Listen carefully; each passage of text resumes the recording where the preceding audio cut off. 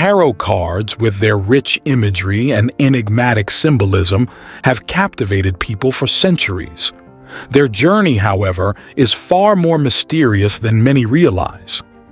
Our gnosis for this video is about the hidden wisdom of the tarot and how the Fool's journey is our consciousness journey.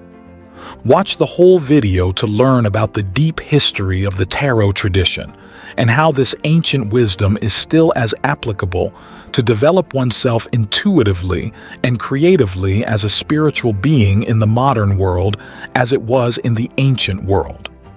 The tarot functions as a symbolic map, using its mysterious imagery to navigate the hidden landscapes of the psyche.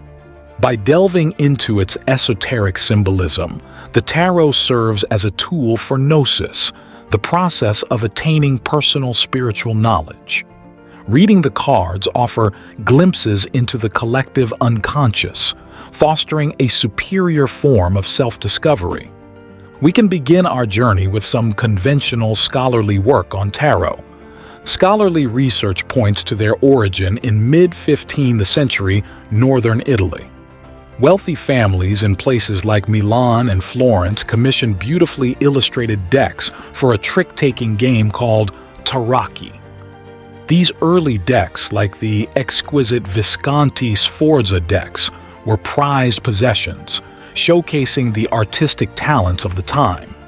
The cards themselves consisted of 4 suits: cups, coins, later pentacles, swords and batons, later wands, much like modern playing cards. However, they also included a unique set of 22 trump cards, known as the Major Arcana.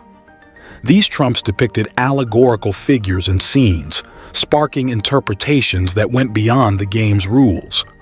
It's this rich symbolism within the Major Arcana that piqued the interest of esoteric thinkers. They are like memes, but very intricately structured to transmit gnosis to those who understand how to truly read them. The 18th century marked a turning point for the tarot. Interest in occult practices surged across Europe, and the card's symbolic nature caught the attention of mystics and esoteric thinkers. One such figure, Jean-Baptiste Alliette, known as Étalle, is credited with creating the first tarot deck specifically designed for divination. He assigned meanings to the cards, drawing inspiration from various occult traditions like Hermeticism and Kabbalah. This shift in focus marked the birth of cartomancy, the art of using tarot cards for divination. The late 18th and early 19th centuries saw a flourishing of tarot scholarship. The enigmatic structure of the Major Arcana, with its 22 cards mirroring the Hebrew alphabet and the supposed journey of the soul, fueled speculation about the deck's hidden wisdom. Eliphas Levi, a prominent occultist, further popularized the concept of the Major Arcana as a symbolic representation of a universal truth or path to enlightenment. While scholarly research points to the emergence of tarot decks in 15th century Italy, esoteric traditions offer a more intriguing origin story. Manly P. Hall, in his seminal work, The Secret Teachings of All Ages, suggests a connection between the tarot and the cryptic Book of Thoth. This lost text, according to Hall, is believed to be the foundation for the mysterious tarot of the Bohemians, a 78-card symbolic system allegedly in the possession of the Roma people, often referred to as gypsies, since their expulsion from their supposed ancient temple, the Serapeum. Hall further suggests a link between the Roma and displaced Egyptian priests, hinting at an even more ancient origin for the tarot's symbolism. This perspective aligns with the notion of secret societies safeguarding esoteric knowledge. Hall suggests the existence of various schools offering initiation into these mysteries, all drawing from the flaming torch of Hermes Trismegistus, the legendary figure associated with wisdom and esoteric knowledge. Hermes, through his fabled Book of Thoth, is said to have revealed a universal path to enlightenment, the one way, accessible to seekers across cultures and faiths. While the academic consensus places the tarot's origin in Renaissance Italy, the symbolism within the cards undeniably resonates with ancient philosophical and mythological traditions. The esoteric perspective, as presented by Hall, offers a compelling narrative, even if the historical details remain unproven. The truth lies somewhere in between. The landscape of tarot changed dramatically with the publication of the Rider-Waite-Smith deck in 1910. Developed by Arthur Edward Waite and illustrated by Pamela Colman Smith, this deck introduced a revolutionary approach. Unlike earlier decks where symbolism was primarily confined to the major arcana, the Rider-Waite-Smith imbued each card, including the minor arcana, the numbered suits, with rich imagery and narrative potential. This innovation made the deck more accessible for beginners and fueled the surge of interest in tarot throughout the 20th century. The Rider-Waite-Smith deck, published in 1910, revolutionized tarot reading by introducing a groundbreaking approach. Developed by Arthur Edward Waite and illustrated by Pamela Colman Smith, this deck stands out for its emphasis on visual symbolism. A.E. Waite, in his accompanying text, The Pictorial Key to the Tarot, sheds light on the philosophy behind this innovation. He acknowledges the existence of a secret tradition surrounding tarot interpretations, but emphasizes that the true essence of the tarot lies in its symbolism. He says, "The true tarot is symbolism. It speaks no other language and offers no other signs. Given the inward meaning of its emblems, they do become a kind of alphabet which is capable of indefinite combinations and makes true sense in all. On the highest plane, it offers a key to the mysteries, in a manner which is not arbitrary and has not been read in, but the wrong symbolical stories have been told concerning it, and the wrong history has been given in every published work, which so far has dealt with the subject." Waite criticizes the misinformation surrounding tarot's history and symbolism, particularly the claims of ancient Egyptian or Eastern origins. He suggests the 14th century as a more likely starting point and proposes a fascinating, albeit unconfirmed, theory. One brilliant opportunity has at least been missed. It has not so far occurred to anyone that the tarot might perhaps have done duty, and even originated as a secret symbolical language of the Albigensian sects, says Waite. The Albigensians were a Christian sect deemed heretical by the Catholic Church in the Middle Ages. Waite suggests that the tarot's symbolism might have served as a clandestine communication system for this group. He writes, "The deception and self-deception regarding their origin in Egypt, India, or China put a lying spirit into the mouths of the first expositors, and the later occult writers have done little more than reproduce the first false testimony in the good faith of an intelligence unawakened to the issues of research." Pamela Colman Smith, also known by the nickname Pixie, played a crucial role in the Rider-Waite-Smith tarot's success. An accomplished artist and illustrator, Smith wasn't just commissioned to create artwork for the deck. She brought her own artistic vision and interpretation to A.E. Waite's symbolic concepts. Smith's vibrant colors, captivating details, and evocative imagery transformed the cards from simple illustrations into powerful visual narratives.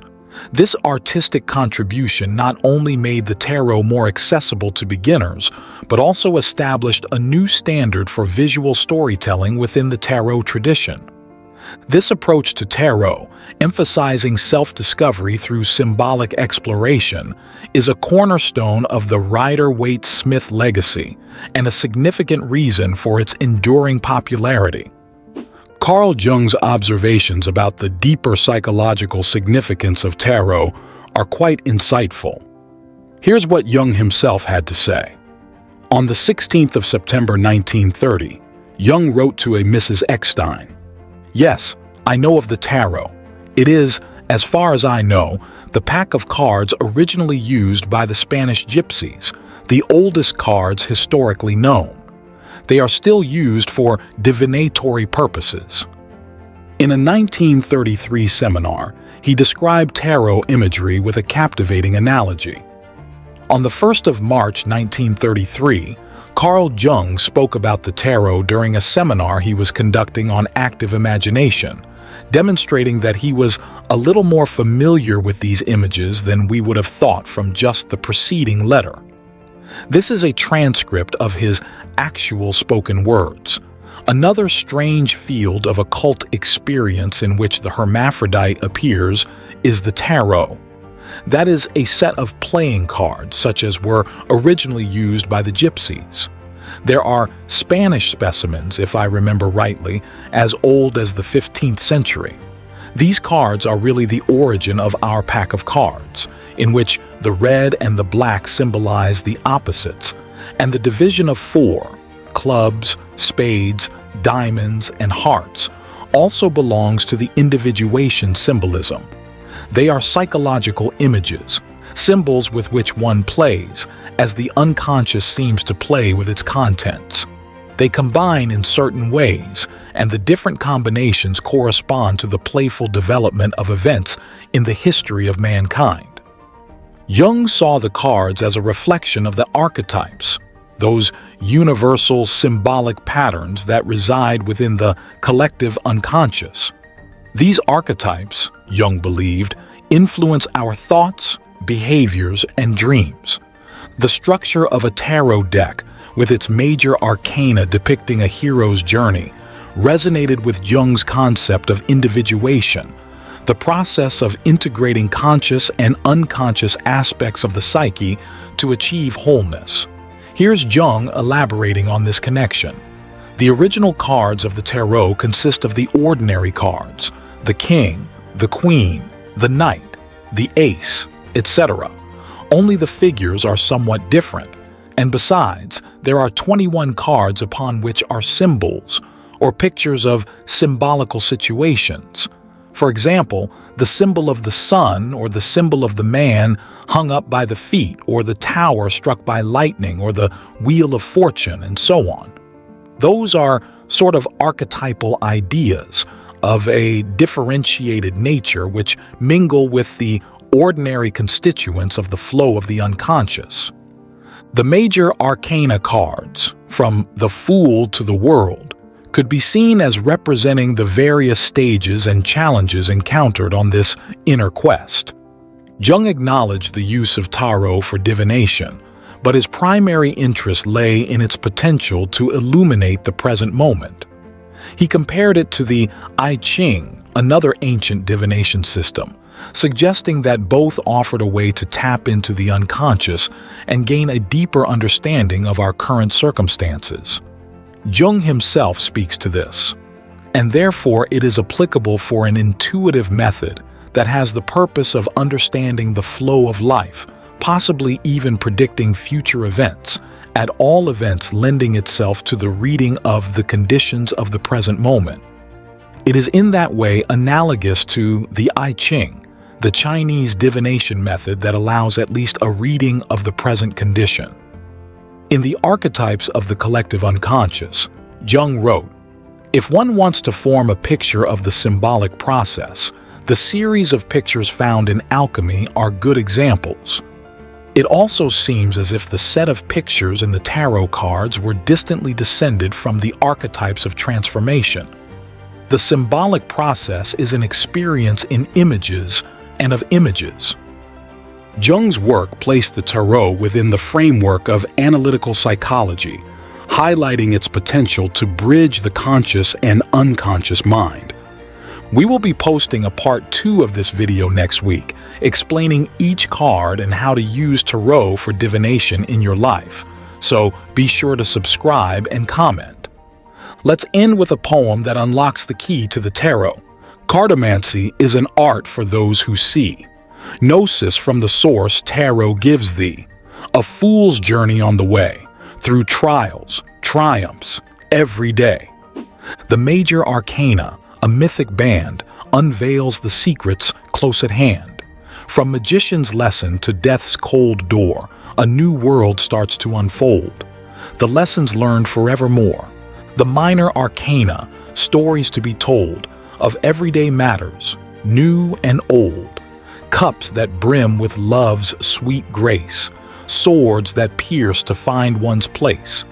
Wands aflame with burning desire, pentacles grounding, reaching higher. Each suit a tapestry, a woven rhyme, reflecting fragments of space and time. So shuffle well and cast your fate. The tarot's wisdom cannot wait. A mirror to the soul's design, a path to self, forever thine. All in all, this serves just as introductory knowledge. Real gnosis comes from becoming more familiar with the cards on a personal level. The most important takeaway is to see how you can apply this knowledge to explore your inner journey beyond your ego and into the realm of archetypes. The tarot offers a unique pathway for self-discovery. Thank you for joining us on this journey. In the next video, we will go over each card and their meanings in detail, so be sure to subscribe and hit the notification bell to not miss out on future videos.